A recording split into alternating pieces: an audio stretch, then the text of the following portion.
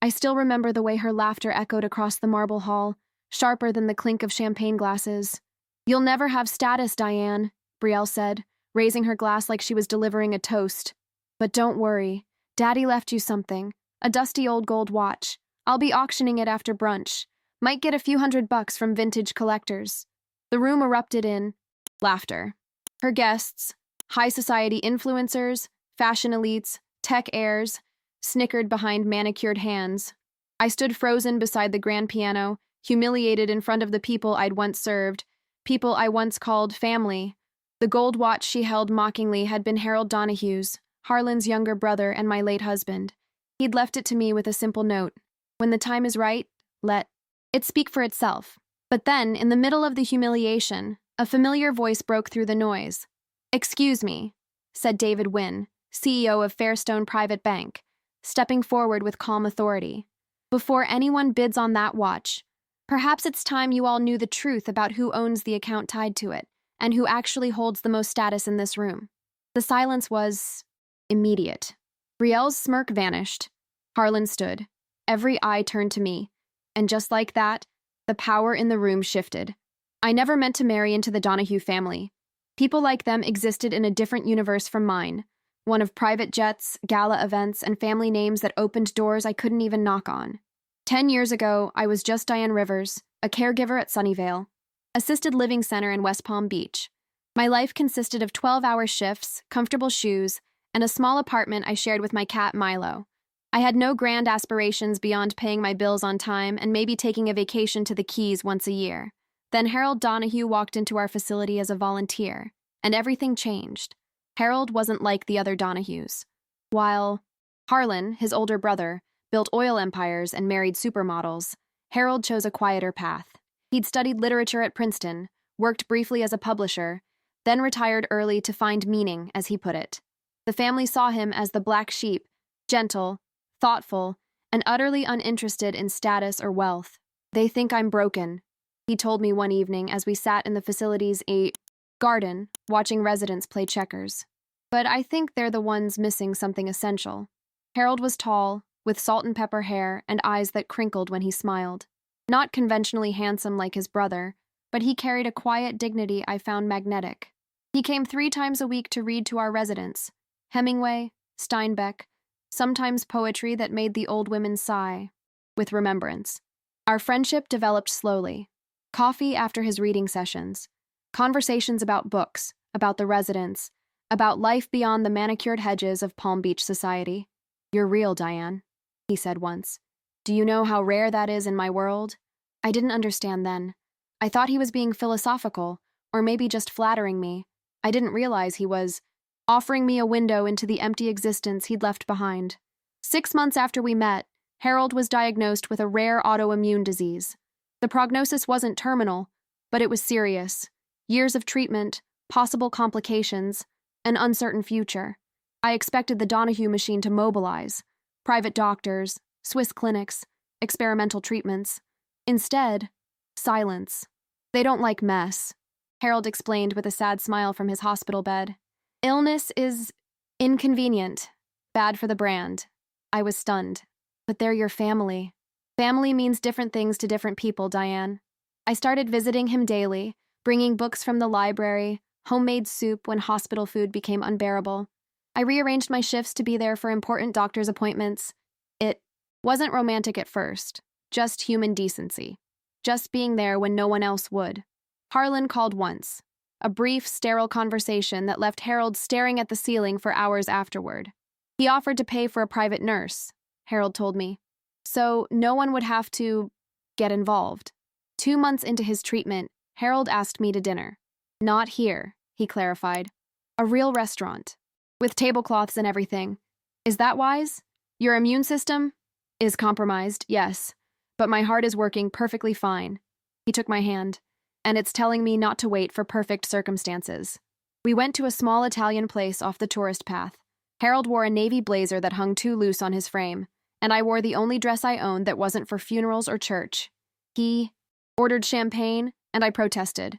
"You can't drink with your medication." "It's for you," he said.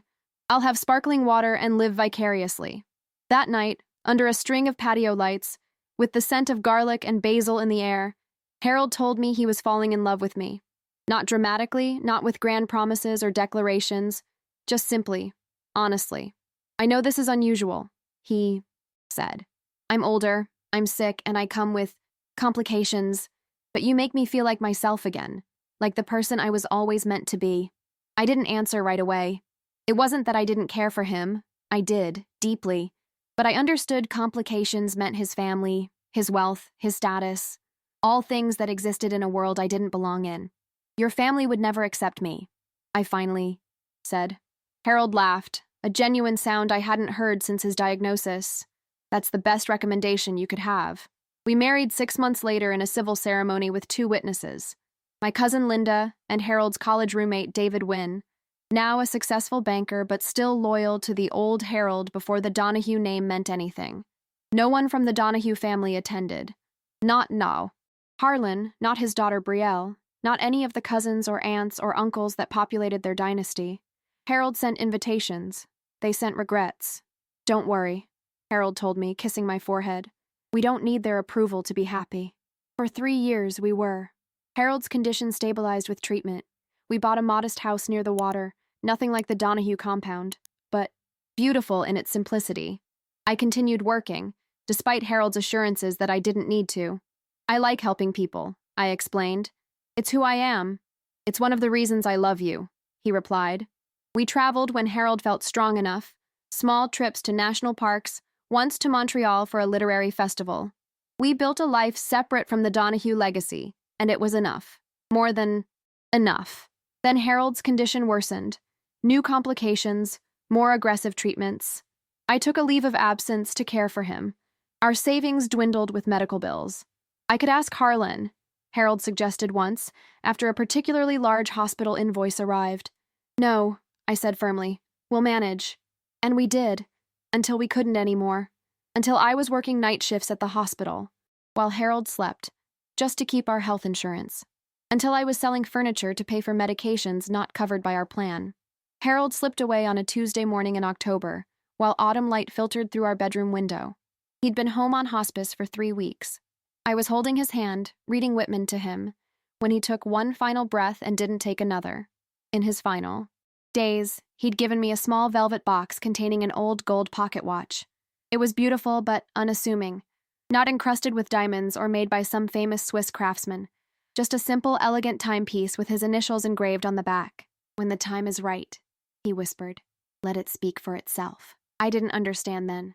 I thought it was the medication talking, or some poetic metaphor about memory and time. I had no idea it was the key to everything, and that 5 years later, it would change my life forever in the marble halls of the Donahue mansion. The invitation arrived in an envelope so thick and creamy, it felt like velvet between my fingers. Embossed gold lettering announced the Donahue family along the top, with an ornate crest I'd never seen during my marriage. To Harold, you are cordially invited to celebrate the 70th birthday of Harlan Donahue. I nearly threw it away, assuming it was a mistake. In the 5 years since Harold's death, I'd received exactly 2 communications from the Donahues, a sterile condolence card signed by Harlan's assistant, and a letter from their family attorney asking me to return any family heirlooms in my possession. I'd responded to the latter with a simple note. Harold left nothing of value except his wedding ring, which remains with me. I didn't mention the watch. Something about Harold's final words made me keep it private, sacred. I called the number on the invitation, expecting to reach an event planner who would apologize for the mix-up. Instead, Brielle Donahue herself answered. Diane, she said, her voice dripping with practiced warmth. I was hoping you'd call. There must be some mistake, I said, my heart racing at the sound of her voice. I'd only met Brielle twice, once when she stormed into the hospital to berate Harold for abandoning the family business, and once at a charity gala where she pretended not to know who I was. No mistake at all, she said. Daddy is turning 70. It's time to reconnect with everyone who was important to the family, even Uncle Harold's widow. The slight pause before widow told me everything about how she saw me. Not family, not even a proper relation, just an uncomfortable footnote in their dynasty. I don't think that's a good idea, I said. Oh, but we insist, Brielle purred. In fact, Daddy specifically asked for you. That surprised me. Harlan had barely acknowledged my existence when Harold was alive, let alone after his death. Why would Harlan want me there? He's getting sentimental in his old age, she said with a laugh that sounded like breaking glass. Besides, we're having a special family ceremony. Something about legacies and remembrance. You should be there. For Harold's sake. That was low. Even for her, invoking Harold's memory to manipulate me. But it worked. Despite every instinct screaming at me to decline, I heard myself accepting. Wonderful, Brielle exclaimed. It's a full weekend affair. Friday evening cocktails, Saturday brunch, and the main gala. Sunday farewell lunch. The invitation has all the details. Do bring something nice to wear. The line went dead before I could respond. I stared at the invitation again, wondering what I'd just agreed to. The Donahue mansion was the last place on earth I wanted to be.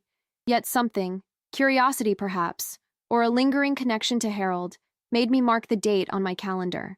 The weekend arrived faster than I anticipated. I'd moved to a smaller apartment after selling our house to cover the last of Harold's medical debts. My life had simplified. I worked full-time at Memorial Hospital now, had a small circle of friends, volunteered at a literacy program on weekends. It wasn't exciting, but it was peaceful, something I'd learned to value. Standing in front of my closet, I realized I had nothing suitable for a Donahue event. My nicest dress was a navy blue wrap dress I wore to job interviews, hardly Palm Beach high society attire. In a moment of weakness, I used my credit card to buy something new, a simple black cocktail dress that the saleswoman assured me was timeless. As I packed, my hand lingered over the velvet box containing Harold's watch.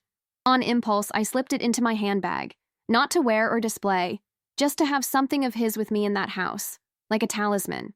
The drive to Palm Beach took 90 minutes, but it felt like crossing into another world. The Donahue estate sat on 3 oceanfront acres, a Mediterranean-style mansion with imposing columns and terracotta tiles imported from Italy. I'd never been there during my marriage to Harold. He'd been estranged from his family long before we met. Security guards checked my name against a list at the gate. One raised his eyebrows slightly. When I gave it, either recognizing it or surprised I was included, my 15-year-old Honda looked ridiculous pulling into the circular driveway, surrounded by Bentleys, Porsches, and cars I couldn't even identify. A valet approached, looking confused. "I'm here for Harlan Donahue's birthday," I said, handing him my keys. "I'm Diane Rivers." "Of course, Mrs. Rivers."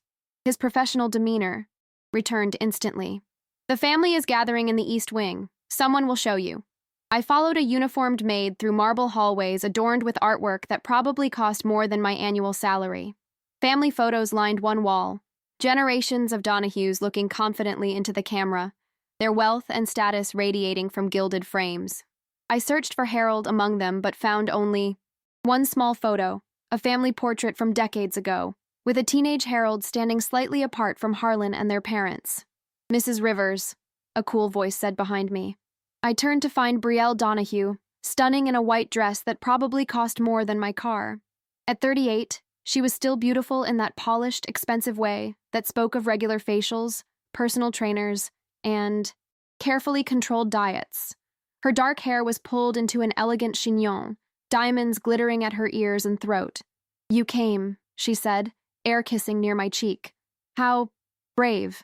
"Thank you for inviting me," I replied automatically, falling back on the manners my mother had drilled into me. "Of course." Her eyes swept over my dress, my shoes, my simple handbag. "Everyone's in the solarium. Follow me." She turned and walked away, her heels clicking authoritatively on the marble floor. I followed, already regretting my decision to come. The solarium was filled with people, about 30 guests mingling with cocktails. They all had that same polished look, that aura of easy wealth and belonging. Conversations hushed briefly as I entered, curious eyes taking my measure and dismissing me, just as quickly. "Everyone," Brielle announced, "this is Diane, Uncle Harold's widow.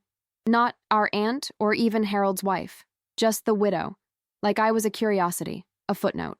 A few people nodded politely. Most returned to their conversations. "Daddy's just finishing a call," Brielle said. "He'll be down shortly. Drink?"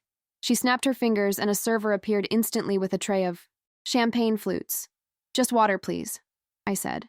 Brielle raised an eyebrow. Still the practical nurse, I see. I took the water and moved toward a quiet corner, trying to make myself invisible. I shouldn't have come. Whatever closure or connection I was seeking wasn't here. These people had rejected Harold in life. They certainly weren't going to embrace me in his absence.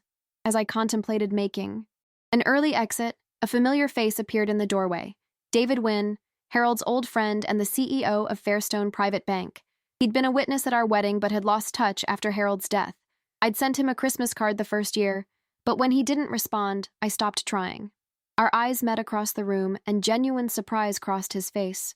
He excused himself from his conversation and made his way toward me. "Diane," he said warmly, taking my hands.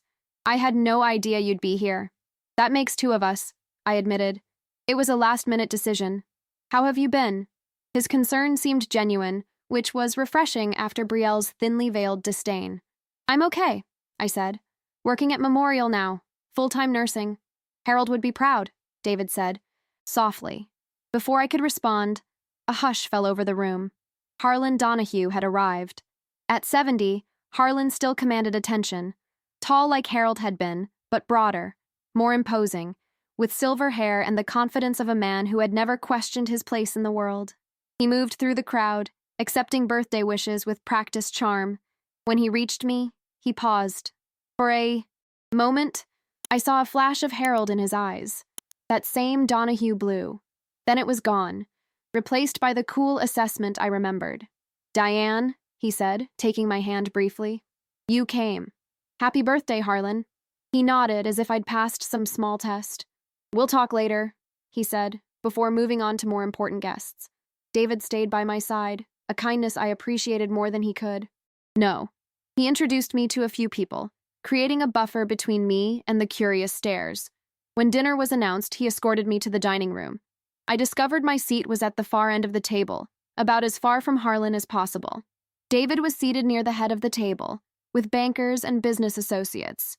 I found myself between a distant Donahue cousin who kept forgetting my name and an elderly woman who seemed confused about why I was there at all. "So, you worked for Harold?" she asked midway through the first course. "No," I said patiently. "I was married to him." "Oh."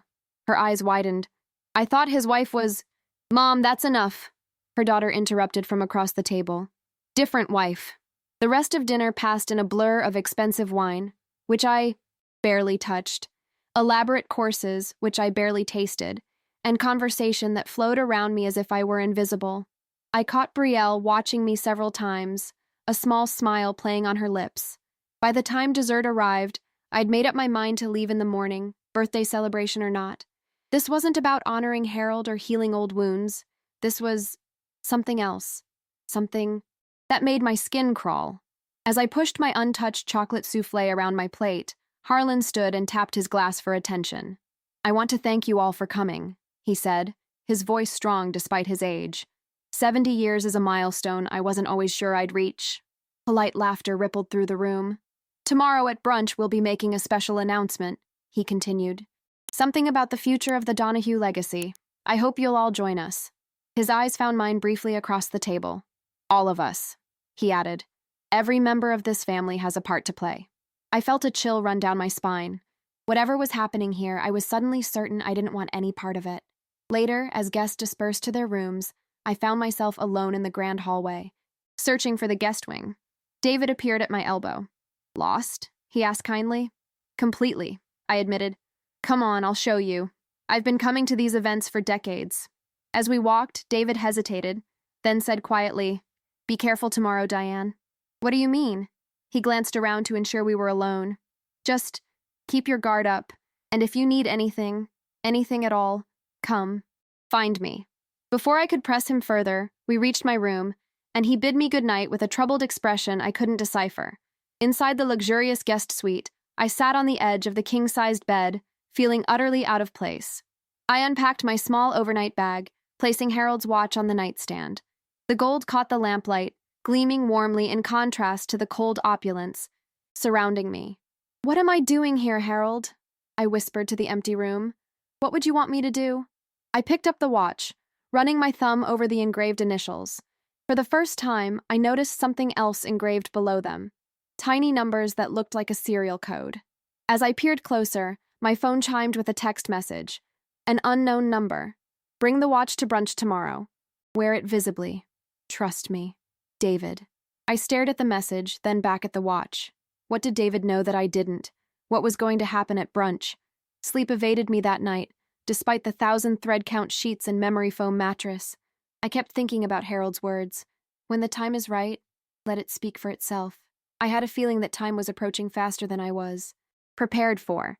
Morning arrived with the gentle sound of waves crashing against the private beach below. For a moment, I forgot where I was.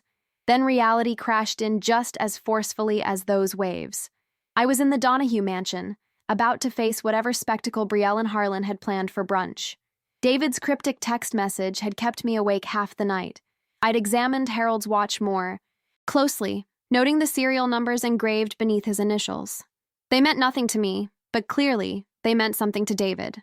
I showered and dressed in the only other outfit I'd brought, a pale blue sundress that had been hanging in my closet since before Harold died.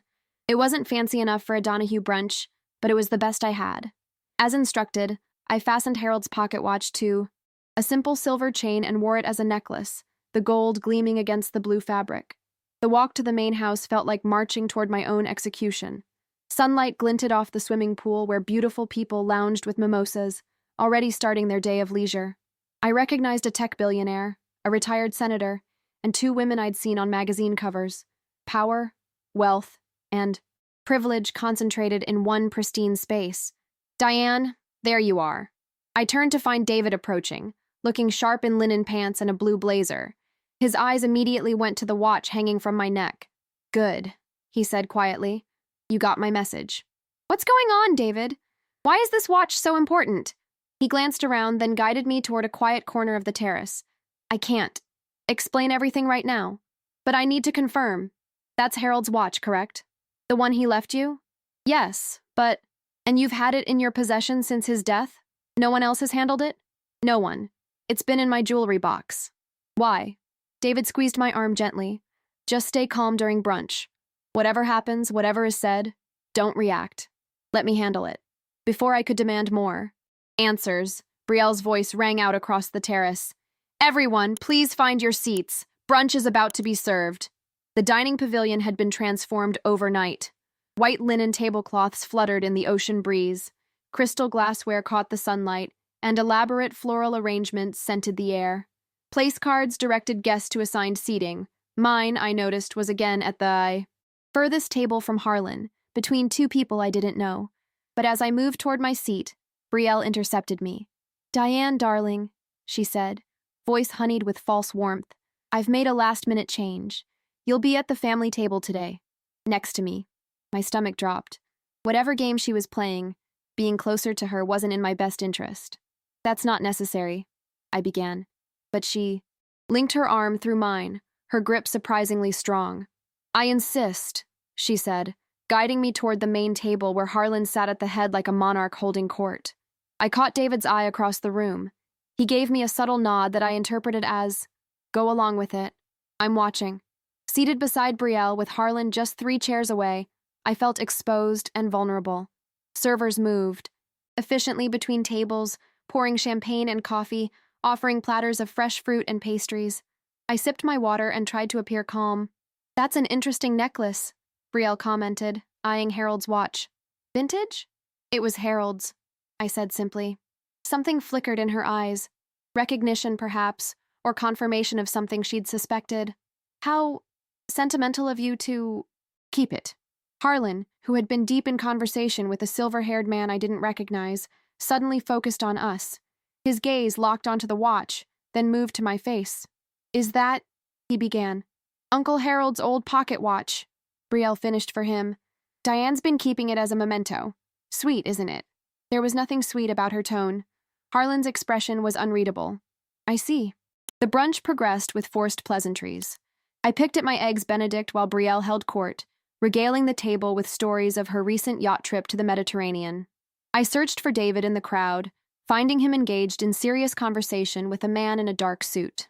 After the meal, when servers were clearing plates and refreshing champagne, Harlan stood and tapped his glass. The pavilion fell silent. Friends, family, distinguished guests, he began. Thank you for joining me on this milestone birthday. 70 years is a long time to accumulate. Well, everything.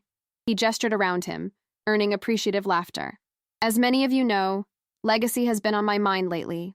What we leave behind, who we entrust with our life's work. The Donahue name has stood for excellence for 3 generations, and I intend to ensure it continues for many more. Murmurs of approval rippled through the crowd. Today, I'm pleased to announce the establishment of the Donahue Legacy Foundation, which will oversee the preservation of our family's cultural and historical contributions. More applause. I shifted uncomfortably, wondering why I needed to be here for this. And now, Harlan continued, I'll turn things over to my daughter, Brielle, who has a special announcement of her own. Brielle rose gracefully, adjusting her white linen dress. Thank you, Daddy. She smiled at the assembled guests. As part of our commitment to legacy, I'm thrilled to announce the first Donahue Family Legacy Auction, to be held next month at Sotheby's, New York. Interest sparked across the tables. We'll be offering select Donahue heirlooms to benefit the new foundation, she continued. Items that tell our family's story and ensure that story continues through charitable works. She turned to me, her smile sharpening. In fact, we have a preview item right here today. My blood froze as Brielle's hand shot out, grasping Harold's watch from where it hung around my neck. The chain snapped with a sharp sound that echoed in the sudden silence. This pocket watch, she said, dangling it for all to see, belonged to my Uncle Harold. It's quite old, rather unfashionable, and represents a branch of our family tree that, well, withered prematurely. Shocked gasps and uncomfortable laughter rippled through the crowd. I sat paralyzed, unable to believe what was happening. Harold left it to his caretaker, Brielle continued, emphasizing the word to erase my status as his wife. But I thought it would make a charming addition to our auction. Something small, but symbolic of our commitment to repurposing the past for future good. She turned to me with mock sympathy. You understand, don't you, Diane? Legacy shouldn't be wasted on those who don't appreciate its true value. Besides, I'm sure whatever it fetches, perhaps a few $100s from a vintage collector, will be more useful than letting it gather dust. The humiliation was complete. In front of Palm Beach's elite, Brielle had reduced me to nothing. A temporary caretaker who didn't deserve even the smallest token of my husband's love. Tears burned behind my eyes, but I refused to. Let them fall. Not here. Not in front of these people. I stood to leave, legs shaking beneath me, when a commanding voice cut through the uncomfortable silence. That's quite enough, Brielle. David Wynn had risen from his table, his expression thunderous. He moved toward our table with the authority of a man accustomed to boardrooms and power plays. Before anyone considers bidding on that. Watch, he said clearly, every word carrying across the now silent pavilion. There are some facts you should all be aware of. Brielle's smile faltered. David, this is hardly the time for— It's exactly the time, he interrupted, reaching for the watch in her hand. May I? Startled, she surrendered it. David examined it carefully, confirming the serial numbers with a small nod before turning to address the crowd. This isn't just a watch, he said. It's the key to a private offshore account established 15 years ago by Harold Donahue. A murmur swept through the pavilion. An account, David continued, his voice gaining strength, currently valued at $87 million. The silence that followed was absolute. Every eye turned to me in shock. That's absurd, Brielle finally sputtered. Uncle Harold didn't have that kind of money. The family trust. This had nothing to do with the family trust, David said firmly. Harold liquidated his early shares in Technova before anyone realized what they would be worth. He established this account independently, with explicit instructions that it remain sealed until the rightful owner presented this watch. He turned to me, his expression softening. Harold made you the sole beneficiary, Diane. He left everything to you. The world seemed to stop spinning. $87 million? It wasn't possible. Harold and I had struggled to pay medical bills. We'd lived modestly, worried about mortgage payments. How could he have had access to such wealth? Brielle recovered first, her laugh brittle in the stunned silence. This is preposterous. A desperate fabrication. She turned to her father. Daddy, obviously this woman has convinced David to participate in some sort of con. The family lawyers have nothing to do with this. David interrupted, his voice calm but firm. Fairstone Private Bank has managed this account since its creation. I've personally overseen it, at Harold's specific request. He reached into his jacket and withdrew an envelope, handing it to Harlan. These are the authenticated documents, including Harold's will and the trust stipulations. The signatures have been verified by 3 independent experts. Harlan's hands trembled slightly as he opened the envelope. His face, normally impassive, drained of color as he scanned the contents. It appears to be legitimate, he said finally, his voice hollow. The pavilion erupted in hushed whispers. I sat frozen, unable to process what was happening. $87 million? Harold had never mentioned anything about hidden accounts or secret wealth. If I may, David said, raising his voice above the growing commotion. He held up the gold watch. There's a message engraved inside the case that Harold asked me to read when the time came. With careful fingers, he opened the watch's delicate casing. Inside, barely visible to anyone but him, were tiny engraved words. To my beloved Diane, David read, his voice clear in the hushed space. You gave me dignity when my own family turned away. This is my legacy, not theirs. Let the watch speak when I no longer can. My throat tightened with unshed tears. Even in death, Harold had found a way to protect me, to ensure I would never again have to work back-to-back shifts or sell furniture to pay bills. Brielle's face had gone from shocked to calculating. She smoothed her dress and leaned toward me. Diane, darling, she whispered urgently.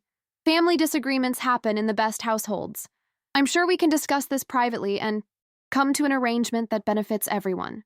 The audacity stole my breath. Minutes ago, she had been publicly humiliating me, and now she wanted to negotiate? Harlan seemed to realize the same thing. Brielle, he said sharply, that's enough. She fell silent, though her eyes burned with barely contained fury. David returned the watch to me, closing my fingers gently around it.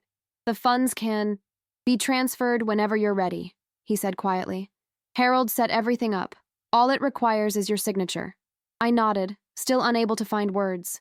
Around us, the brunch guests were openly staring, their expressions ranging from shocked to gleefully scandalized.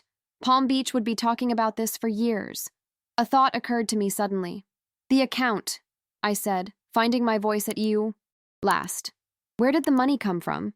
Harold would never have taken from the family. He didn't, David assured me. As I said, he sold his shares in Technova very early. He was one of their first investors, back when they were just 3 programmers in a garage. The company is worth billions now. But why keep it secret? Why live the way we did if he had all this money? David's expression softened. Harold had complicated feelings about wealth. He saw what it did to his family. He wanted to live simply, authentically. But he also wanted to make sure you were taken care of if anything happened to him. Harlan stood abruptly. I think, he announced to the gathered guests, we should give my sister-in-law some privacy to process this information. Perhaps we can reconvene this evening. The dismissal was clear. Guests began to disperse, casting curious glances our way as they departed. Brielle remained seated, her knuckles white around her champagne flute. You, she said when the pavilion had emptied. You manipulated him when he was sick, convinced him to— That's enough, Harlan interrupted again, his voice hard. You've done quite enough damage for one day. Brielle, she stared at her father in shock. You're taking her side? This nobody who married Uncle Harold for his money? I finally found my courage. Rising from my seat, I faced Brielle directly. I didn't know about any money. I married Harold because I loved him. I cared for him when he was sick, because that's what people who love each other do. Not that you would understand that. Concept. Her face flushed with anger. How dare you? No, how dare you? I continued, surprising myself with my steadiness. Harold was kind, thoughtful, brilliant. He had more integrity in his little finger than you have in your entire body. And you couldn't even be bothered to visit him when he was dying. Brielle recoiled as if I'd slapped her. Daddy, she appealed, turning to Harlan. Are you going to let her speak to me this way? Harlan looked suddenly older than his 70 years. Perhaps, he said quietly. It's time we all heard some uncomfortable truths. He turned to me, his expression unreadable. My brother and I, we had our differences. But what happened at the end of his life, that was unforgivable. On my part, and on our families. He paused, seeming to struggle with himself. I should have been there. We all should have been there. The admission stunned me into silence. In all my imaginings of this weekend, I had never anticipated anything resembling remorse from Harlan Donahue. Harold made his choice, Brielle said coldly. He turned his back on this family long before he got sick. No, Harlan corrected her. We turned our backs on him because he refused to be what we wanted. And it seems, he added, glancing at the documents in his hand, he had the last word after all. David placed a gentle hand on my arm. Perhaps we should continue this conversation somewhere more private, he suggested. There are details about the trust that need to be discussed. I nodded, grateful for his steadying presence. As we turned to leave, Harlan spoke again. Diane. His voice stopped me. Would you have dinner with me tonight? There are things I'd like to say. About Harold. About the past. The request was so unexpected that I could only stare at him. You don't have to, David murmured at my side. No one would blame you for leaving right now. He was right. I could walk away. Never see these people again.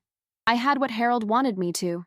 Have financial security, vindication, the last word in a family saga that had caused him so much pain. But something in Harlan's eyes, a vulnerability I'd never associated with him, made me hesitate. All right, I said finally. Dinner, just us. Brielle made a sound of outrage, but Harlan silenced her with a look. Thank you, he said simply. As David led me away, I clutched Harold's watch, feeling its steady ticking against my palm. In that moment, I could almost hear Harold's gentle voice. Let it speak for itself. And speak it had, more eloquently than words ever could. In David's elegant office within the guest house, reality began to sink in. I sat in a leather chair, trying to absorb the documents he placed before me. Trust agreements, bank statements, investment portfolios. The evidence of Harold's secret fortune was undeniable. Why didn't he tell me? I asked, still struggling to understand. We lived so simply. There were times when I worked double shifts to pay for his medications. David sighed, pouring us both glasses of water. Harold was complicated. He saw how wealth corrupted his family, turned them into people he couldn't respect. He was determined to live differently. But to keep this from me, he wanted to protect you, David explained. From his family, from the burden of wealth, from everything that came with the Donahue name. He knew they would fight any direct inheritance. So he created this elaborate scheme with the watch? David smiled slightly. Harold always did have a flair for the dramatic, beneath that quiet exterior. The watch was his father's, the only Donahue heirloom he valued. Using it as the key to your inheritance was his way of reclaiming family legacy on his own terms. I ran my fingers over the cool gold surface. And you knew all along. I knew about the account, David admitted. Not about Brielle's plans for today. When I saw the invitation list, I suspected something was wrong. When I saw you wearing the watch, he shook his head. Harold would have appreciated the timing. What happens now? I asked, feeling overwhelmed. That, David said gently, is entirely up to you. The afternoon passed in a blur of paperwork and revelations. David patiently walked me through the intricacies of Harold's trust, how he had structured it to be ironclad against family challenges, how the investments had grown. Over 15 years, how he had arranged for everything to transfer smoothly into my name. He thought of everything, I murmured, staring at the meticulous documentation. Harold was always the thoughtful one, David agreed. Harlan got the charisma, the drive. Harold got the heart. By 4 o'clock, my signature had been added to the necessary documents, my identity verified through multiple channels, and the initial transfer process begun. I was officially a millionaire many times over, a reality so disconnected from my life that it felt like a dream. What will you do? David asked gently as we finished. I shook my head. I have no idea. My shift at the hospital starts Monday. He smiled. You don't have to work anymore, Diane. I know, I said, but I want to, at least for now. It's who I am. David nodded, understanding in his eyes. Harold said you'd say that. He admired your dedication. As the sun began to set over the Atlantic, casting golden light across the manicured grounds, I returned to my guest suite to prepare for dinner with Harlan. The enormity of the day's events pressed on me, making my movements slow and deliberate as I showered and changed. I wore the same black dress from the previous evening, the only appropriate option I had, and fastened Harold's watch around my neck again, the chain now repaired by David's assistant. It felt different against my skin now, heavy with meaning and memory. A soft knock at my door announced my escort to dinner. I expected another uniformed staff member, but found Harlan himself waiting in the hallway. I thought, "I'd walk with you," he said, his usual commanding presence tempered by something that looked almost like hesitation, "if that's acceptable." "Of course," I replied, surprised by the gesture. We walked in silence through the mansion, past priceless artwork and ancestral portraits, until we reached a small terrace overlooking the ocean. A table had been set for two, candles flickering in the gentle breeze. No staff hovered nearby. We were completely alone. "I thought privacy would be best," Harlan explained, pulling out my chair. "The household is still buzzing with this morning's events." I sat, arranging my napkin carefully. "I imagine Brielle is quite upset." "Brielle," Harlan said with unexpected weariness, "has been in need of a reality check for some time. Perhaps this will provide it." A bottle of wine stood open on the table. Harlan gestured to it. "May I?" I nodded, and he poured 2 glasses, handing one to me. He raised his in a toast. "To Harold," he said simply. "To Harold," I echoed, surprised by the genuine emotion in his voice. We sipped in silence, the sound of waves filling the space between us. Finally, Harlan set down his glass. "I owe you an apology, Diane," he said, his voice uncharacteristically subdued. Many apologies, in fact. I waited, unwilling to make this easier for him. "My brother and I," he continued, searching for words. "We were never close, not even as boys. Different temperaments, different dreams. But there was a time when we respected each other, at least." "What changed?" I asked. Harlan looked out toward the darkening ocean. "Success, I suppose, or my definition of it. I built the family business into something our father never imagined possible, made us true power players, and I expected Harold to take his place beside me. But he wanted something different." "Yes." Harlan's smile was tinged with old bitterness. "He wanted to write poetry and study philosophy and find meaning. I thought it was childish. Irresponsible." "It wasn't," I said quietly. "It was brave." Harlan nodded slowly. "I see that now. Too late, of course." He took another sip of wine. "When he got sick, I should have been there. Pride kept me away. Stupid, rigid pride. The admission hung between us, weightier than any apology. He missed you," I said finally. "Even when he was angriest at you, he missed his brother." Harlan's composure slipped momentarily, pain flashing across his face before he mastered it. "He told you about our childhood?" "Some. The summers in Maine, learning to sail, your father's workshop where you built model planes. He remembered all that?" "He remembered everything, Harlan." A server appeared silently with our first course, delicate seafood appetizers arranged like art on white porcelain. We ate quietly, both lost in memories of the man who connected us. "Tell me about your life with him," Harlan said eventually, "if you don't mind." So I did. I told him about our small house near the water, about Harold's collection of first edition poetry books, about his habit of reading aloud while I cooked dinner. I described our Sunday morning ritual of coffee on the porch, watching pelicans dive into the waves. I told him about Harold's courage during treatment, his kindness to nurses and orderlies, his refusal to let illness define him. Harlan listened intently, asking occasional questions, but mostly absorbing the portrait of his brother's life, a life he had chosen not to witness. "He sounds happy," he said finally. "With you." "We were," I confirmed, "even at the end." Main courses arrived. Perfectly cooked fish for me, steak for Harlan. As we ate, Harlan shifted the conversation. "What will you do now? With the inheritance?" I considered the question. "I'm not sure yet. It's all so new. You could travel, buy a better house, never work again." "I could," I agreed. "But that's not what Harold would have wanted for me." Harlan looked curious. "What do you think he wanted?" I touched the watch at my throat, feeling its steady pulse. "For me to use it meaningfully, to help others, like we always talked about doing if we ever had the means." Harlan studied me with new appreciation. "You really did love him." "With all my heart. And you didn't know about the money." It wasn't a question, but I answered anyway. "Not a clue. We had a joint checking account that was often overdrawn." Harlan shook his head in wonder. "He found someone genuine in a world of calculated moves. No wonder he protected you so fiercely." As dessert was served, creme brulee in delicate ramekins, Harlan's expression grew serious again. I'd like to make you an offer, Diane. I tensed immediately. I'm not interested in selling Harold's inheritance or sharing it with the family. No, no, he said quickly. Nothing like that. The money is yours, unquestionably. He hesitated. I'd like to establish a foundation in Harold's name. For literacy, education, the arts, things he valued. I'd fund it separately from your inheritance. I'd like your input, your guidance, your blessing. The request caught me off guard. Why? Because I failed him in life, Harlan said simply. I'd like to honor him properly in death. I considered his offer, trying to gauge its sincerity. And Brielle? What does she think of this idea? Harlan's expression hardened slightly. Brielle doesn't run this family, whatever she may believe, and she has a great deal of reflection to do after today's display. She hates me, I said bluntly. That won't change.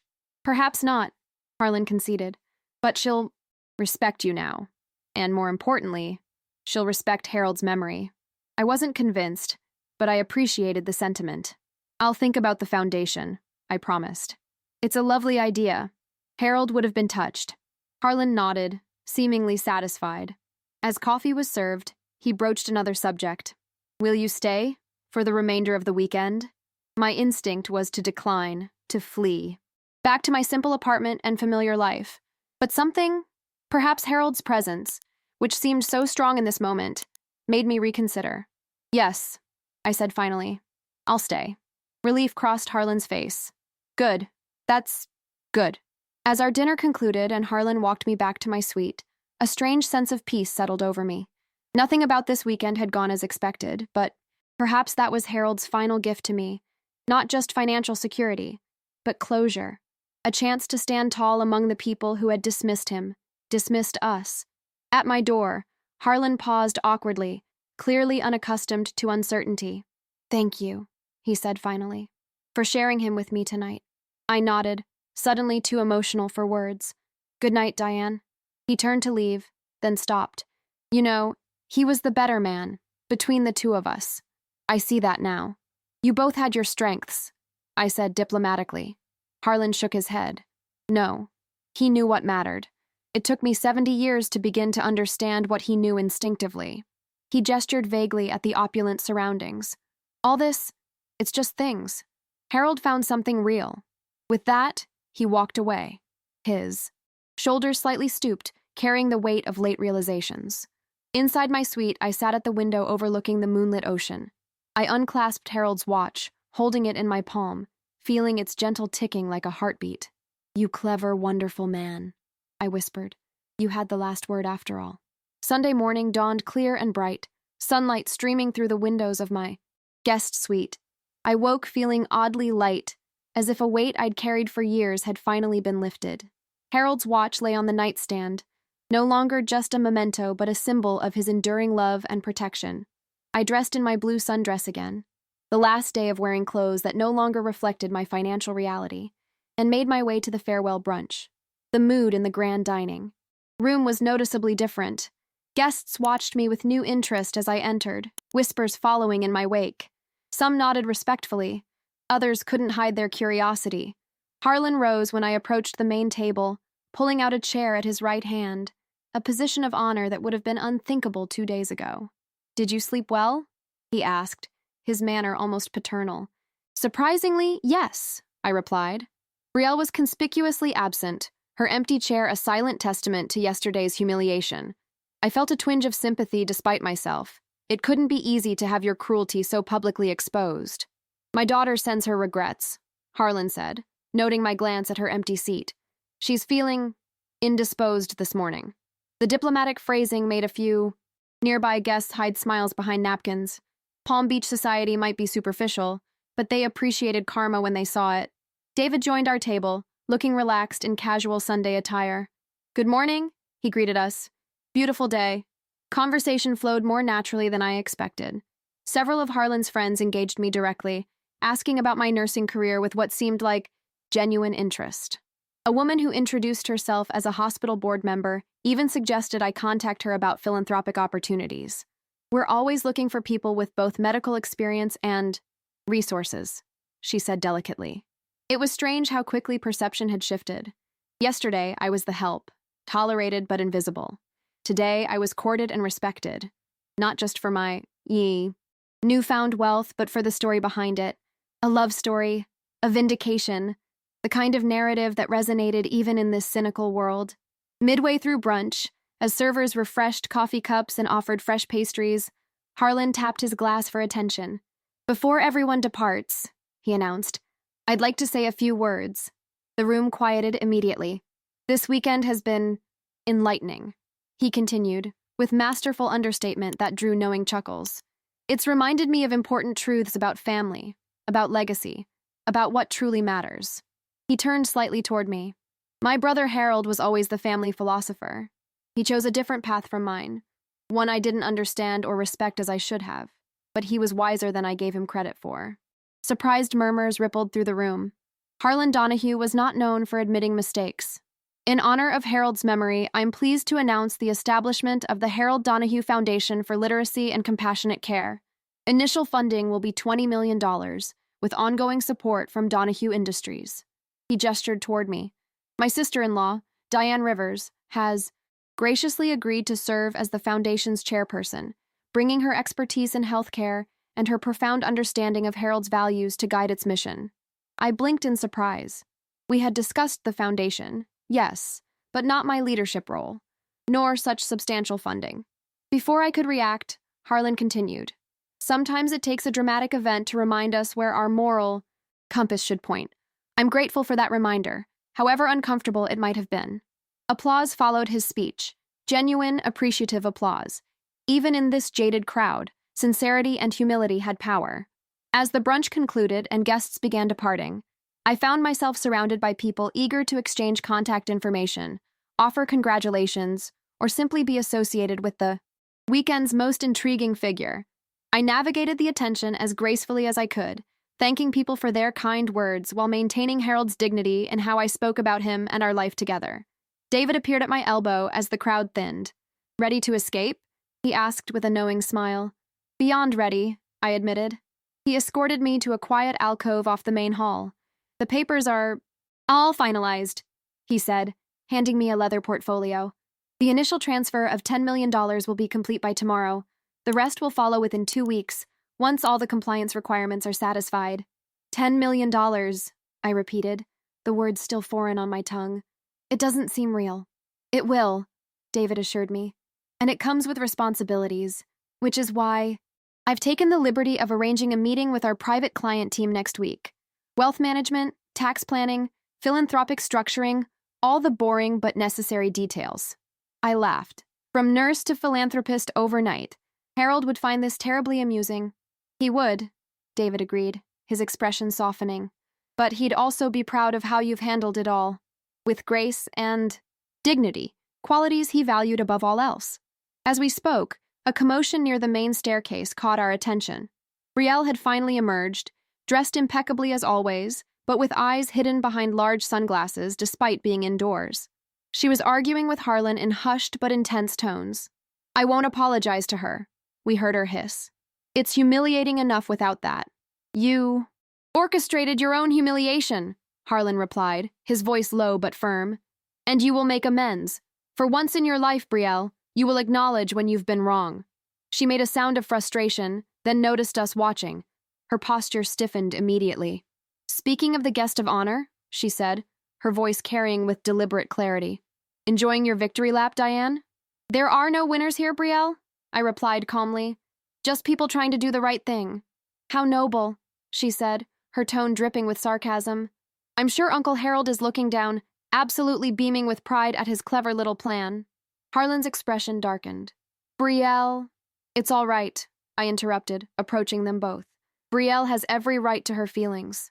Up close, I could see redness around her eyes despite the sunglasses, evidence of tears I wouldn't have thought her capable of shedding. "I didn't know about the money," I told her directly. "I didn't marry Harold for wealth or status. I loved him. That's all." "How convenient that love came with such a generous reward," she snapped. "The money doesn't change anything about who I am," I said, "or who Harold was. He could have flaunted his wealth, lived lavishly, bought the approval he never received from this family. Instead, he chose a quiet life of meaning." Brielle scoffed. but something in her expression faltered. He talked about you sometimes, I continued softly. About when you were young. How you used to follow him around the summer house, asking him to read you stories. How proud he was. When you won that art competition in 8th grade. She froze, clearly caught off guard by this revelation. He never stopped caring about you, Brielle. Even when you made it clear you were embarrassed by him. That's the kind of man he was. For a moment, something genuine flashed across her face. Pain, regret, perhaps even shame. Then her armor slammed back into place. Well, she said, adjusting her sunglasses. How fortunate for all of us that Uncle Harold found someone who appreciated his unique qualities. She turned to her father. I'll be in Miami until next week. Have Roberts bring the car around. With that, she strode away, her heels clicking sharply on the marble floor. Harlan sighed heavily. I apologize for my daughter, again. She's hurting, I said. Beneath all that, bravado. Yes, he agreed, though that's no excuse for cruelty. No, I conceded, but understanding doesn't mean condoning. Harlan studied me with new respect. You really are remarkable, Diane. Harold saw it. I wish the rest of us had too. As the day progressed, I packed my modest belongings, preparing to return to my apartment, a temporary arrangement until I decided what came next. The weekend had transformed me in ways beyond financial. I felt stronger, more certain of my place in the world. Harold's final gift hadn't just been money. It had been vindication, closure, and the freedom to move forward. David arranged for a car to take me home. Not the Honda I'd arrived in, but a discreet luxury sedan with a professional driver. As staff loaded my small suitcase into the trunk, Harlan appeared for a final goodbye. You'll think about the foundation? He asked. About chairing it? I nodded. I'll think about it. It's a wonderful tribute to Harold. And the monthly family dinners? Just casual gatherings, nothing formal. This was new, an invitation to become part of the Donahue orbit, not as an outsider but as family. Let's start with one dinner, I suggested, and see how it goes. Harlan smiled, seeming to understand my caution. Fair enough. Next month, then, at a restaurant of your choosing, neutral territory. As we shook hands, he held mine a moment longer than necessary. Harold would have enjoyed yesterday, he said, a hint of his brother's mischief in his eyes. He always did appreciate poetic justice. I laughed. Yes, he did. The drive home felt surreal. Traveling the same route I'd taken Friday, but returning as a completely different person. Palm trees blurred past the window as I gazed at Harold's watch, now securely fastened around my wrist rather than worn as a necklace. When the time is right, let it speak for itself. The watch had spoken, louder and more eloquently than Harold could have imagined. It had revealed truth, restored dignity, and perhaps even begun healing a fractured family. As the car pulled up to my modest apartment building, I felt no disconnect between this simple home and my new financial reality.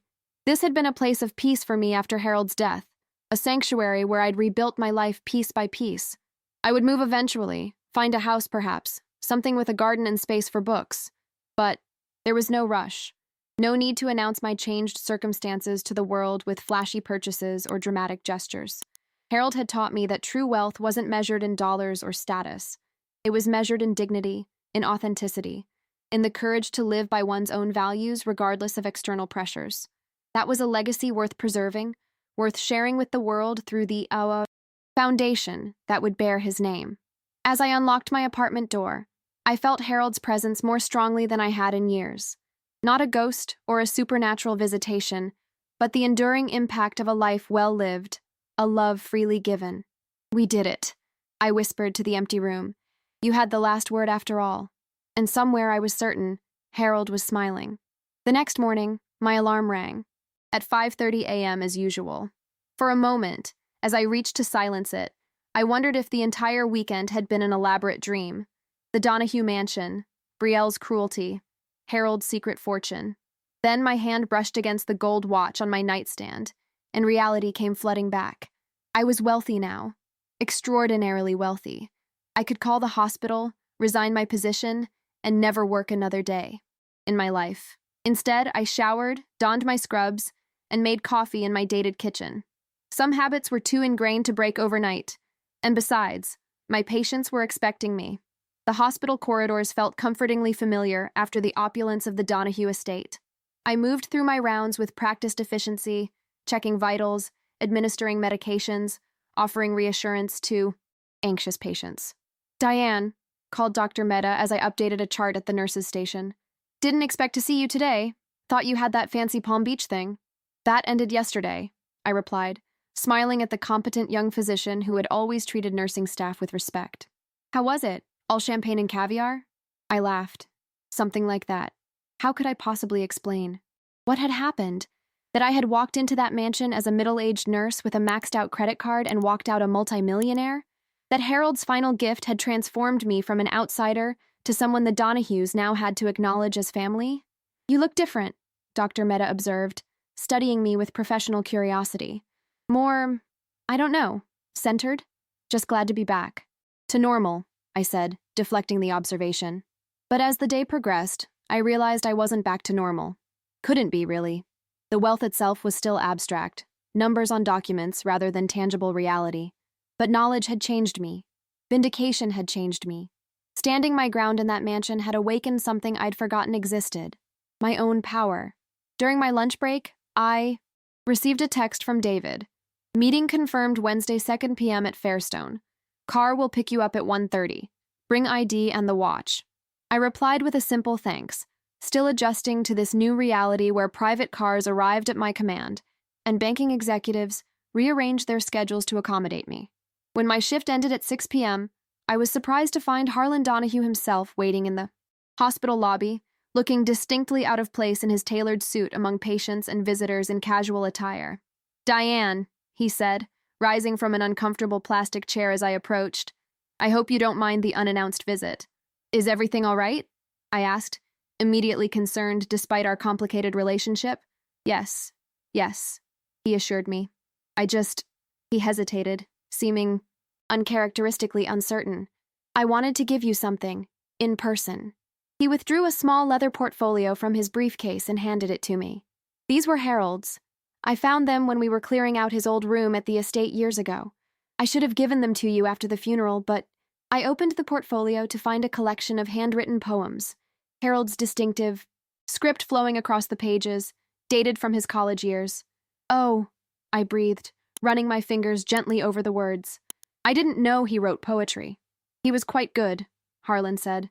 "Got published in some literary journals at Princeton. Our father discouraged it, of course, called it a distraction from real work." I turned the pages carefully, catching glimpses of the young man Harold. Had been before I knew him. Idealistic, searching, already questioning the values of his upbringing. "Thank you," I said sincerely. "This means more than you know." Harlan nodded, seeming relieved by my reaction. "There's more at the house. Books, photographs, some letters. They're yours, whenever you want them." The generosity of the gesture touched me deeply. These weren't valuable heirlooms, but personal treasures, windows into the man I'd loved. "Would you like to get coffee?" I asked impulsively. "There's a decent place across the street." Harlan looked momentarily taken aback, then nodded. "I'd like that." The cafe was nothing like the elegant restaurants Harlan frequented, just a local spot with mismatched furniture and good espresso. We sat at a small table by the window, an unlikely pair drawing curious glances from regular patrons. "So this is where you have lunch," Harlan observed, looking around with interest rather than disdain. "Sometimes," I said, "when I can get away from the floor." "You really love it, don't you? Nursing." "I do," I confirmed. "It's challenging, exhausting, often heartbreaking, but meaningful in a way that's hard to explain." Harlan considered this. Harold said something similar about his volunteer work. I never understood it then. "And now?" "Now," he sighed, turning his coffee cup slowly. "Now I wonder what I've been working for all these years. Building, acquiring, expanding. To what end? I have more money than I could spend in 3 lifetimes. Business interests on 6 continents. A mansion most people only see in magazines. And yet, I echoed softly. "Harold found purpose," Harlan continued. "Real connection. I'm 70 years old and I'm just beginning to understand what he knew at 30.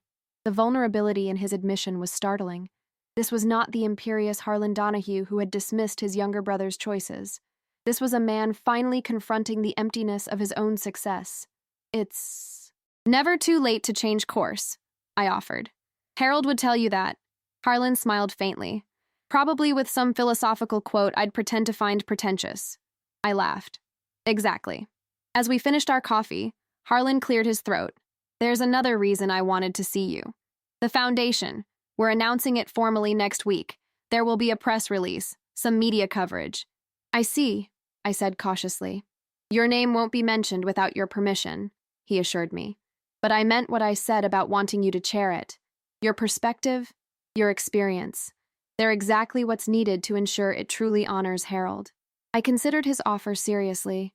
Part of me wanted to maintain my distance from the Donahue world, to protect the quiet life I'd built.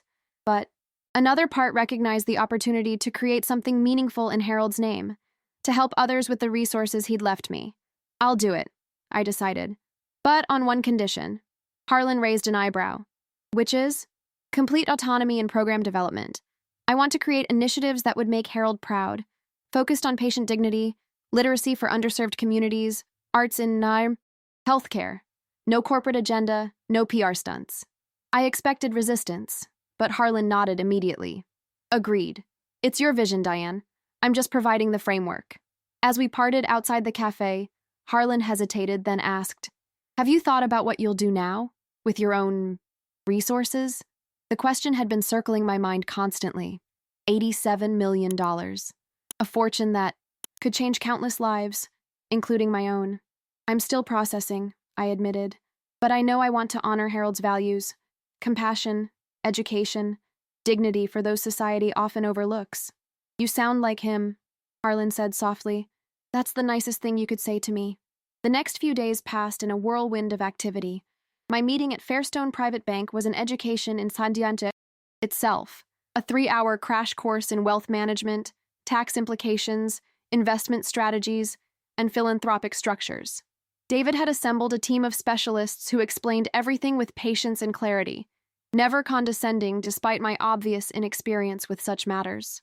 The most important thing, David emphasized as we concluded, is that this money serves your values, not the other way around. Too many people let wealth change who they are. Harold didn't, I pointed out. No, David agreed with a smile.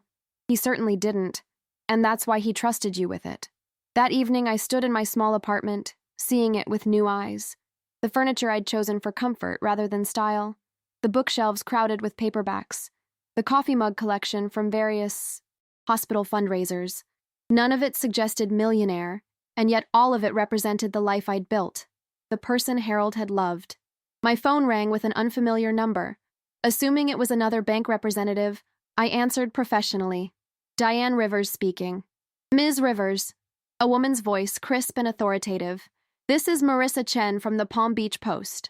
I'm hoping to speak with you about the Harold Donahue Foundation and your new role as chairperson. My heart sank. The press had found me already.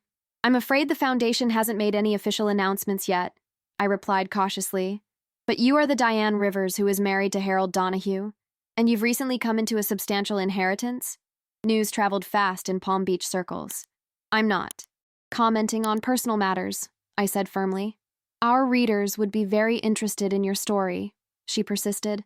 The nurse who married into one of Florida's wealthiest families, only to be snubbed until a dramatic revelation at Harlan Donahue's birthday celebration. It's quite compelling. I felt a surge of protectiveness, for Harold's memory, for the dignity of our marriage, for the privacy we'd always valued. Ms. Chen, I said, keeping my voice steady, I understand you have a job to do, but my relationship with Harold wasn't a story for public consumption. It was a marriage between two people who loved each other deeply. That's all I have to say on the matter. I ended the call before she could respond, my hands shaking slightly. This was just the beginning, I realized. Wealth brought visibility, and visibility brought scrutiny. The quiet life I'd led was changing, whether I was ready or not. Later that evening, as I sat with Harold's poems, absorbing his youthful voice through words written decades ago, my doorbell rang. I opened it cautiously, half expecting to find another reporter. Instead, I found Brielle Donahue. She looked different from the polished socialite who had humiliated me at brunch, her hair pulled back simply, her face bare of makeup, her designer clothes replaced by jeans and a cashmere sweater. May I come in? She asked, her usual sharp tone subdued. Surprised beyond words, I stepped aside to let her enter. Brielle glanced around my apartment, taking in its modest furnishings and simple decor. I waited for a snide comment about my living conditions, but none came. "I owe you an apology," she said abruptly, turning to face me. "What I did at Daddy's birthday was inexcusable." The admission was so unexpected that I could only stare at her. "You don't have to forgive me," she continued. "I wouldn't, in your position. But I needed to say it. To your face. Not through lawyers or at some forced family gathering." I gestured to my small living room. "Would you like to sit?" She nodded, perching uncomfortably on the edge of my couch. I took the armchair opposite her, trying to reconcile this contrite woman with the one who had publicly humiliated me just days ago. "Why did you hate him so much?" I asked quietly. Harold never understood it. Brielle looked down at her hands. "I didn't hate him. Not really. I was angry. Angry that he walked away from everything. The business, the family name, the life our grandfather built. He didn't walk away from the family," I corrected gently. "The family walked away from him when he chose a different path." "I know that now," she admitted. "But at 18, 20, even 30, I saw it differently. Uncle Harold was the embarrassment, the one who rejected everything I was taught to value." The silence stretched between us, filled with the weight of old grievances and new realizations. Brielle seemed smaller somehow, stripped of her usual armor of designer clothes and practiced disdain. "Would you like some tea?" I offered, finding refuge in the simple courtesy. "Yes," she said, looking almost grateful for the mundane suggestion. "Thank you." In my kitchen, which probably fit, inside her closet at the mansion, I prepared 2 mugs of chamomile tea. The domestic task gave me a moment to gather my thoughts, to process the surreal reality of Brielle Donahue sitting in my living room, offering apologies I never expected to hear. When I returned, she was studying a framed photo on my bookshelf, Harold and me on our wedding day, standing outside the courthouse with simple bouquets and genuine smiles. "He looks happy," she said as I handed her a mug. "I don't remember ever seeing him smile like that at family functions." "He wasn't comfortable there," I replied, settling back into my chair. "He felt judged, misunderstood." "He was," Brielle admitted, "by all of us, but especially by me." She sipped her tea, gathering courage for what came next. "When he got sick, Daddy told me, I should have visited, even once." The regret in her voice seemed genuine. "Why didn't you?" She shook her head. "Pride, stubbornness, and fear, I think. I'm not good with illness, with vulnerability." She glanced up at me. "That's not an excuse, just the truth." "Harold understood," I said. "He was disappointed, but he understood. That makes it worse somehow," Brielle replied. "His capacity to understand when none of us extended the same courtesy to him." We drank our tea in contemplative silence. Through my window, the evening had deepened, city lights twinkling against the darkening sky. "The foundation," Brielle said finally. "It's a good idea. Daddy says you're going to chair it." "Yes," I confirmed. "It seems right, somehow. A way to extend Harold's values into the world." "I'd like to help," she said, the words coming quickly as if she might lose her nerve. "If you'll let me. I have connections in the arts community, fundraising experience. I could open doors." I studied her carefully, looking for hidden motives or manipulation, but her expression was open, almost vulnerable, so unlike the polished mask she normally presented to the world. "Why?" I asked, directly. "After everything, why would you want to be involved?" Brielle set down her mug, choosing her words carefully. "Because it's the closest thing to amends I can make. Because maybe, through this work, I can finally understand what Uncle Harold valued. And because," she hesitated, then continued with painful honesty, "because I've spent my entire adult life being Brielle Donahue, socialite or Brielle Donahue, heiress. Never just Brielle. Never defined by what I contribute rather than what I inherit." The admission revealed depths I hadn't suspected existed in Harold's niece. Perhaps there was more of him in her than anyone had recognized, a yearning for meaning buried beneath years of conditioning and privilege. "I'd need to think about it," I said honestly. "The foundation needs to maintain Harold's vision. Compassion, dignity, access to education and health care for everyone, not just those who can afford it." "I understand," she said, a flash of the old Brielle appearing in her straightened posture. I don't expect immediate trust. I haven't earned it. As she prepared to leave, Brielle paused at the door. There's something else you should know, she said, her expression serious. The media is circling. That stunt I pulled at brunch. People are talking. Reporters are asking questions. I know, I sighed. I've already had one call. It's going to get worse, she warned. Palm Beach thrives on scandal, on dramatic falls and rises. Right now, you're the perfect story. The humble nurse who married the black sheep, then inherited millions while humiliating the family that snubbed her. The characterization made me wince. That's not what happened.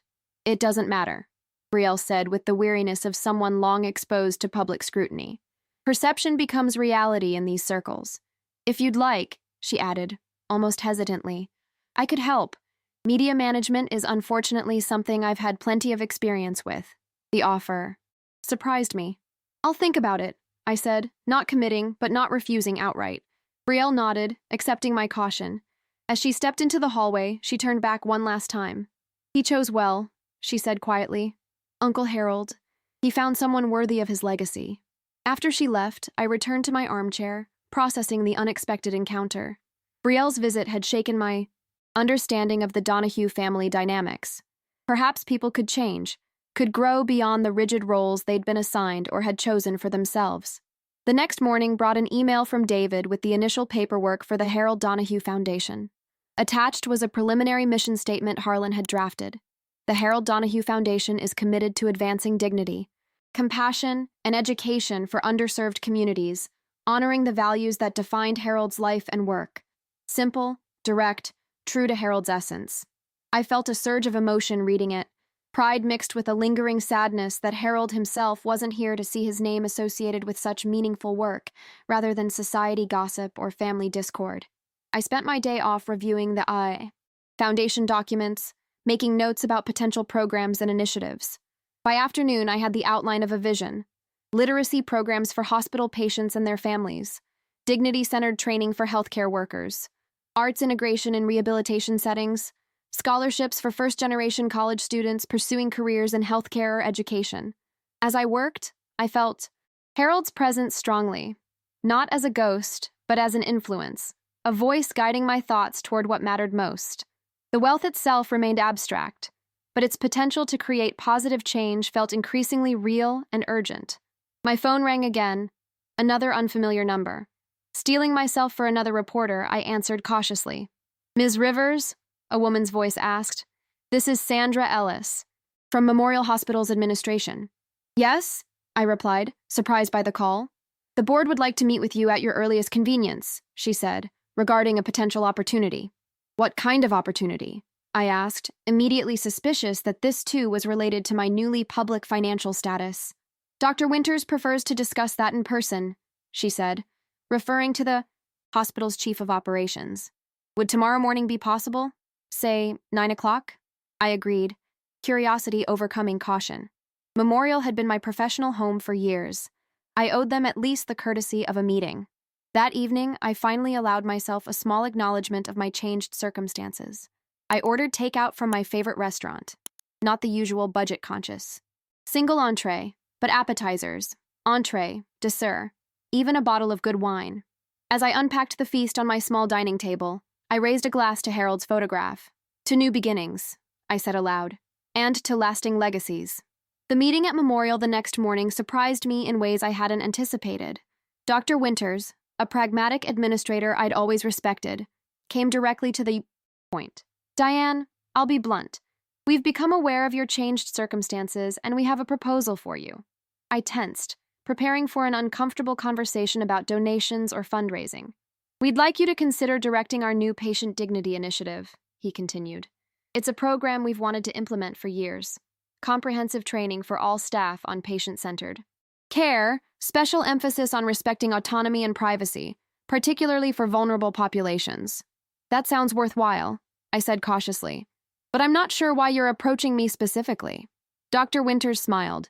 Because you've been modeling this approach for years, Diane. Your patient satisfaction scores are consistently among our highest. Younger nurses look to you as a mentor. You understand both the theory and the practical application of dignity-centered care. The genuine appreciation in his voice was unmistakable. This wasn't about my money. It was about my work. Work I'd performed quietly and consistently for years, never expecting recognition beyond my paycheck. The position would be part-time, he continued, 3 days a week, developing curriculum and conducting training sessions. It would allow you flexibility for your other commitments. He meant the foundation, I realized. News truly did travel fast. I'm interested, I said, surprising myself with how quickly the decision came. Very interested, actually. Dr. Winters looked pleased. Excellent. We'll have HR draw up the details. As I left his office, I felt an unexpected lightness. Despite my changed financial reality, I wasn't ready to leave nursing entirely. The profession had defined me for too long, had connected me to Harold, had given purpose to my days. This new role offered a perfect bridge between my past and whatever future I was building. Outside the hospital, I found a black sedan waiting. The car David had arranged for my transportation needs until I decided on more permanent arrangements. The driver held the door open with professional courtesy. "Where to, Ms. Rivers?" For a moment, I hesitated. My apartment felt increasingly like a transitional space, a placeholder rather than a home. On impulse, I gave him an address I hadn't visited in 5 years. "The beachfront on Ocean Drive, please, near the old pier." 30 minutes later, we pulled up to the modest house where Harold and I had spent our 3 years together. New paint, different landscaping, but essentially unchanged. A simple, sturdy structure with wide windows facing the Atlantic. "Wait here, please," I told the driver. "I won't be long." I walked along the public beach access path, emerging onto sand still cool from the morning shade. The tide was out, revealing tide pools and the occasional darting sandpiper. Harold and I had walked this stretch of beach hundreds of times, collecting shells, discussing books, planning futures that never quite materialized. Standing where our lives had intertwined so briefly yet so meaningfully, I finally allowed myself to fully feel what had happened, not just the inheritance, but the vindication, the acknowledgement of what Harold and I had shared. The tears that came weren't of grief, but of release, letting go of the anger, the hurt, the sense of being erased from Harold's story. A figure approached along the shoreline, an elderly man walking a golden retriever. He nodded as he passed, his dog pausing to investigate a piece of driftwood. "Beautiful morning," he commented. "Yes," I agreed, wiping my eyes. "Perfect, actually." And it was. Not because of bank accounts or foundations or newly respectful Donahues, but because I stood firmly in the truth of who I was, who Harold had been, what we had meant to each other. No fortune could buy that certainty. No social status could enhance it. As I turned to leave, my phone chimed with a text from David. "Real estate agent found something you might like. Old Florida style, private. Beach access, plenty of bookshelves. Available for viewing this afternoon if interested." I smiled, typing back, "Very interested. Send details." It was time for a new chapter, one that honored the past while embracing possibilities I was only beginning to imagine. The house David's real estate agent showed me that afternoon was nothing like the Donahue mansion, and that was precisely why I fell in love with it. Nestled among sea grape and palm trees on a quiet stretch of coastline, the old Florida cottage had weathered hurricanes and changing fashions with equal grace. Its pale blue exterior, white trim, and wide wraparound porch spoke of a gentler era, before mega mansions dominated the shore. "It needs some updating," the agent cautioned as she unlocked the front door. "The kitchen is original 1990s, and the bathrooms could use—" Her concerns faded as I stepped inside. Sunlight streamed through tall windows, illuminating hardwood floors worn smooth by decades of bare feet. The main living area opened directly to the ocean view, bringing the horizon inside. Built-in bookshelves lined one entire wall, empty now, waiting for Harold's poetry collections, my medical references, the novels we'd read aloud to each other during his illness. "It's perfect," I said, cutting off her practiced spiel about potential renovations. She blinked in surprise. "You haven't even seen the bedrooms yet." But I didn't need to see more. Something about this space felt right. Unpretentious, yet beautiful, secluded without being isolated. It reminded me of Harold somehow. Genuine, thoughtful, valuing substance over show. I made an offer that afternoon, the full asking price, which David later told me was probably unnecessary, but which felt right to me. I wanted this transition to be clean, straightforward, respectful of both buyer and seller. 2 weeks later, I signed the closing documents in David's office, officially becoming the owner of my new home. The process had moved with unusual speed, greased by the magic of all cash offers and David's connections. "Congratulations, homeowner," he said, handing me a set of keys attached to a small silver anchor. "May it bring you as much joy as Harold would have wished for you." I clutched the keys, their weight solid and reassuring in my palm. "Thank you, David, for everything." He waved away my gratitude. "I promised Harold I'd look after you if anything happened to him. This is the easiest promise I've ever had to keep." That evening, I visited my new home alone, carrying nothing but a beach blanket and a bottle of champagne. The house was empty. Furniture would arrive in the coming days, but I wanted to spend time there, to begin making it mine. I spread the blanket on the back deck facing the ocean and opened the champagne as the sun began its descent toward the horizon. The September air was still warm, heavy with salt, and the promise of autumn. "Well, Harold," I said aloud, raising my glass to the blazing sunset. "What do you think?" No supernatural voice answered, of course, but as dolphins surfaced briefly in the distance and pelicans glided over the waves, I felt a sense of rightness, of approval. This place honored our past while giving me space to create a future, exactly what Harold would have wanted. The official launch of the Harold Donahue Foundation took place a month later, hosted in the garden of my new home rather than at the Donahue mansion. The choice had raised Brielle's perfectly shaped eyebrows, but Harlan had understood immediately. "More Harold's style," he'd said simply. The guest list was deliberately eclectic, hospital administrators mingling with literacy volunteers, university professors chatting with home health aides. Harlan invited key philanthropic players from Palm Beach society, while I included colleagues who had supported me through Harold's illness and the difficult years after. Brielle arrived early, professionally cordial as she directed the catering. Staff and arranged flower displays with practiced precision. True to her word, she had proven surprisingly helpful with media management, deflecting intrusive questions, crafting measured responses to profile requests, even hiring a discreet security service when a particularly persistent tabloid photographer had staked out my apartment building. "The foundation letterhead and materials are here," she said, handing me a leather portfolio embossed with our newly designed logo, a simple open book with a rising sun. "And the press packets are ready for distribution after the announcement." "Thank you," I said, genuinely appreciative of her efficiency. Our working relationship remained cautious but increasingly respectful, two women navigating complicated family dynamics while trying to honor a man who had loved one and tried to connect with the other. As guests arrived, I found myself at the center of attention, a position that still felt uncomfortable but which I was learning to navigate with increasing grace. I spoke about Harold's values, about dignity-centered care, about the Foundation's mission to support programs that recognize the humanity in every person, regardless of status or circumstance. When the time came for the formal announcement, Harlan joined me at the small podium we'd set up overlooking the ocean.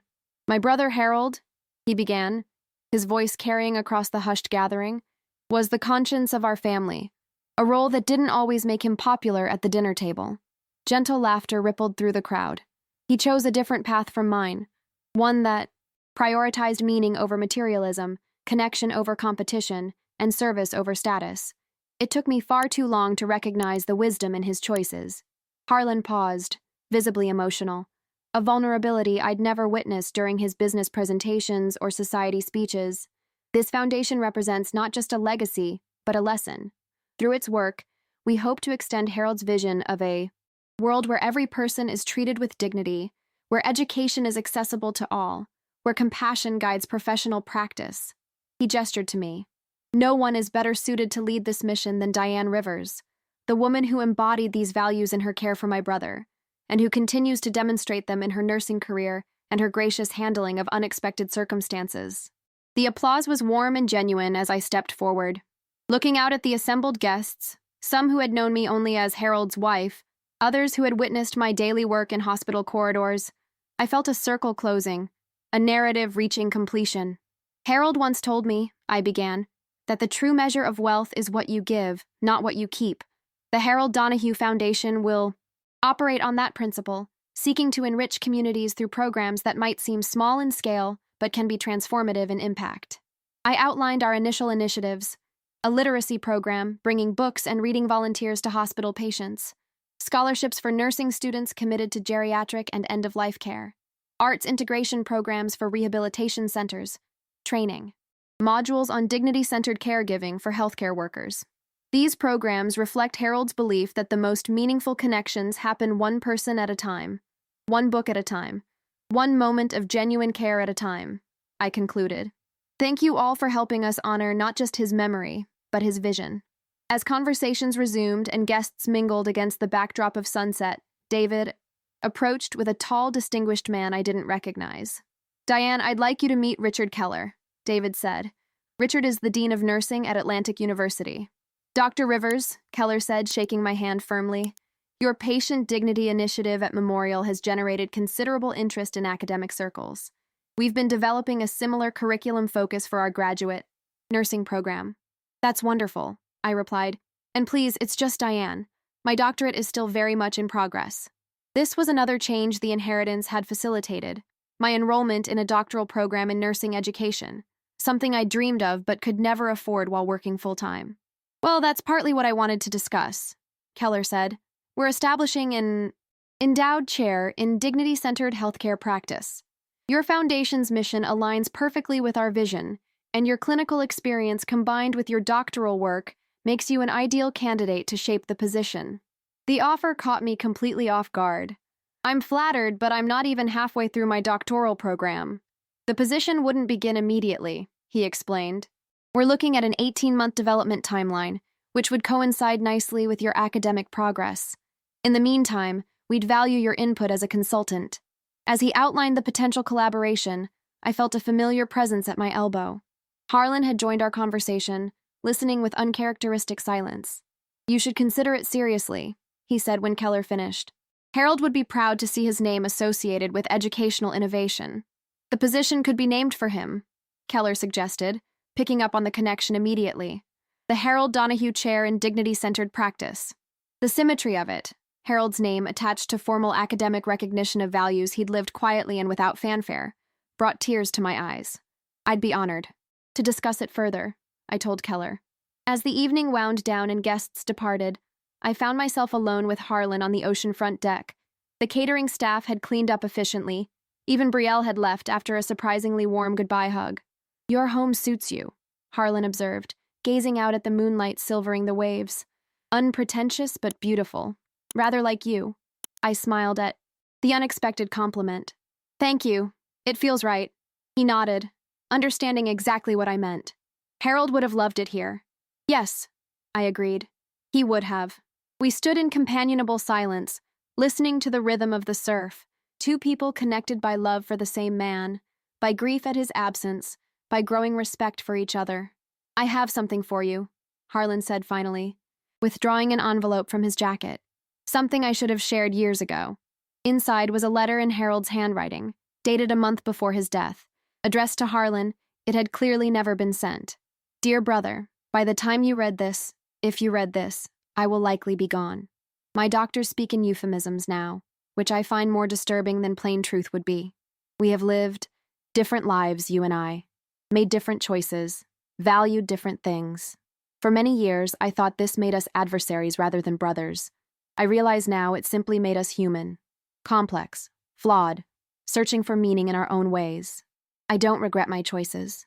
My work has brought me joy. My marriage to Diane has given me love I never thought possible. Even this illness has offered unexpected gifts, perspective, appreciation for small moments, freedom from concerns that once seemed so important. But I do regret our estrangement. Family shouldn't require agreement to offer acceptance. I hope you might someday meet Diane properly, see her as I do, not as an inconvenient addition to the Donahue narrative, but as the remarkable woman she is. Take care of yourself, Harlan. Find joy beyond achievement. Connect beyond convenience. Love beyond expectation. Your brother, Harold. I read the letter twice, then carefully folded it and returned it to the envelope. Why didn't you send this to him? I asked, my voice thick with emotion. Harlan shook his head. I never received it. Harold must have written it but not mailed it. It was among his papers that Brielle recently found in storage. Why give it to me now? Because, Harlan said softly, he was right about everything. About you. About me. about what matters, and because I thought you should know that even at the end, he was thinking of reconciliation, not resentment. I nodded, too moved for words. Keep it, Harlan said, pressing the envelope back into my hands when I tried to return it. It belongs with someone who truly knew him. As he prepared to leave, Harlan paused at the door. The foundation launch was perfect, he said. Exactly what Harold would have wanted. Meaningful rather than showy. Even with Brielle's designer canapes, I teased gently. Harlan laughed. She's trying in her way. She's more like Harold than either of them ever realized, searching for purpose beneath all that polished exterior. I'm beginning to see that, I admitted. Good night, Diane, he said, squeezing my hand warmly. Welcome to the family, officially and without reservation. After he left, I returned to the deck with Harold's letter, reading it once more by the light of the rising moon. His words bridged past and present, connecting the man I'd loved with the future I was building. Find joy beyond achievement. Connect beyond convenience. Love beyond expectation. As the ocean whispered its eternal rhythm against the shore, I made a silent promise to honor not just Harold's financial legacy, but his philosophical one, to live with the authenticity and compassion that had drawn me to him in the first place. The gold watch rested on my bedside table these days, no longer a secret key, but a cherished memento. Its quiet ticking reminded me nightly that time was precious, that status was fleeting, that true wealth lay in how we treated one another. Harold had known that all along. Now, through the strange alchemy of loss and revelation, others were beginning to understand it too. 1 year later, I stood in the lecture hall of Atlantic University's School of Nursing, watching as students filed in for the inaugural symposium on dignity-centered healthcare practice. My doctoral dissertation on the subject had been fast-tracked for publication in the Journal of Advanced Nursing, and the patient dignity initiative I'd developed at Memorial had been adopted by 3 other regional hospitals. The Harold Donahue Foundation had flourished beyond our initial projections, funding literacy programs in 17 healthcare facilities across Florida, and launching a pilot program for arts integration in rehabilitation settings. Our annual report showed measurable impacts: increased patient satisfaction, improved recovery metrics, higher staff retention in facilities where our training modules had been implemented. My beach house had become a true home, filled with Harold's books and mine, comfortable furniture chosen for longevity rather than fashion, walls adorned with local artists' work rather than status symbols. I'd kept my promise to myself to live according to values rather than expectations, maintaining a careful balance between my academic work, foundation responsibilities, and personal renewal. As the symposium began, I watched from the back of the hall as Dean Keller introduced our keynote speaker, a renowned ethicist whose research on patient autonomy had influenced healthcare policy nationwide. I would moderate the panel discussion afterward, bringing together practitioners, educators, and patients to explore how dignity impacted healing outcomes. A movement at the entrance caught my eye.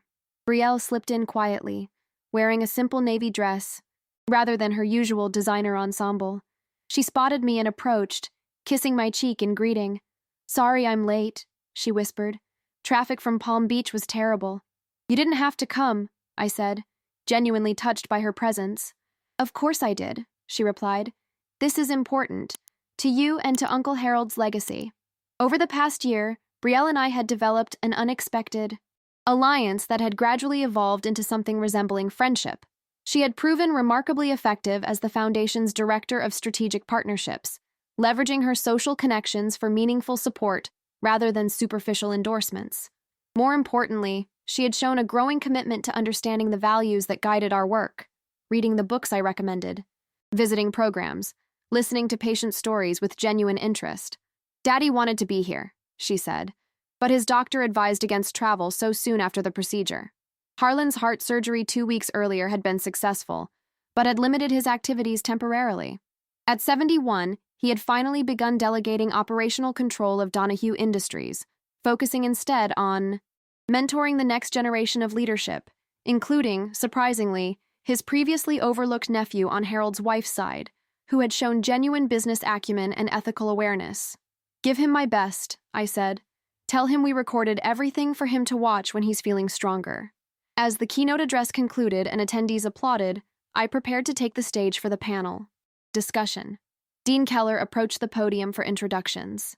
Before we begin our panel, he announced, I'd like to make a special announcement. Atlantic University is proud to formally establish the Harold Donahue Chair in Dignity-Centered Healthcare Practice. Applause rippled through the audience. This endowed position will support research, curriculum development, and community outreach, focused on healthcare approaches that prioritize human dignity across all settings and populations. He gestured toward me. And we are honored to announce that Dr. Diane Rivers has accepted our invitation to be the inaugural chairholder, beginning next fall upon completion of her doctoral studies. The applause intensified as I joined him at the podium, emotion tightening my throat as I looked out at the assembled educators, practitioners, and students. Thank you, I said simply. This honor belongs not just to me, but to everyone who believes that how we care for people matters as much as what care we provide. The panel discussion that followed was vibrant and substantive. Voices from different healthcare disciplines sharing perspectives on what dignity meant in practice. A hospice. Nurse described creating meaningful end-of-life experiences for patients. A hospital administrator detailed policy changes that protected patient privacy and autonomy. A former patient spoke movingly about the difference between technical competence and compassionate care during her cancer treatment. Throughout the conversation, I felt Harold's presence, not as a ghost, but as an influence, a philosophy made tangible through collective action. His values had expanded beyond our private relationship to impact systems, institutions, and individual lives across the healthcare landscape. When the symposium concluded, Brielle and I walked together across the sunlit campus, discussing foundation business and family updates. The media narrative has finally shifted, she noted with professional satisfaction. No more Cinderella story or revenge inheritance angles. The coverage focuses on the foundation's work now, not the dramatic circumstances of its creation. That's a relief, I admitted. The public interest was becoming uncomfortable. Fame is never what it appears from the outside, Brielle said with the weariness of experience. Which reminds me, the offer from that production company about the inspirational movie based on your story. Absolutely not, I said firmly. She laughed. That's what I told them. Some stories aren't meant for public consumption. We reached my car. No longer the Honda, but a modest electric vehicle chosen for environmental consciousness rather than status. Will you come for dinner next week? I asked. Harlan should be well. Enough for a short visit by then. I'd like that, Brielle said. Should I bring anything? Just yourself, I replied. And maybe those almond cookies you brought last time. They were delicious. As we said our goodbyes, I reflected on the unlikely evolution of our relationship, from adversaries to reluctant colleagues to genuine allies. The woman who had once mocked me for lacking status now valued me for exactly the qualities Harold had loved: authenticity, compassion, purpose beyond prestige. That evening, as sunset painted my beach in shades of gold and coral, I walked along the shoreline with Harold's last letter in my pocket. I rarely carried it with me anymore. Its message had been absorbed into my daily choices, its wisdom integrated into my life's direction. But today, marking the anniversary of the Foundation's creation and the announcement of the academic chair bearing his name, I wanted that tangible connection to him. Near the water's edge, I spotted an elderly couple sitting on a driftwood log, holding hands as they watched the horizon.